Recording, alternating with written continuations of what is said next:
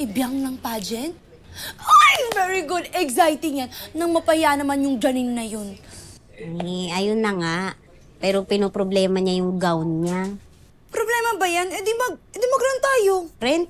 Oo, yung hiram muna, mas mura yun. Naku, mahihiya yun. Ayaw nun ng dagdag gastos eh. Gown baka mo? Walang bahala dyan sa gown ni Ibiang. Para saan pa may mga makina at tela tayo rito?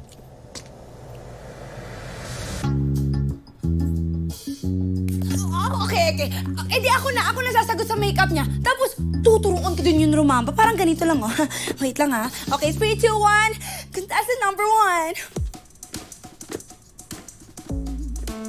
Tapos fierce, ganun. Tapos iikot pang ganun. Marunong ka bang tumahi ng gamot? Hindi. Paarali ko yan para kay Ibiang. Simple. Baka.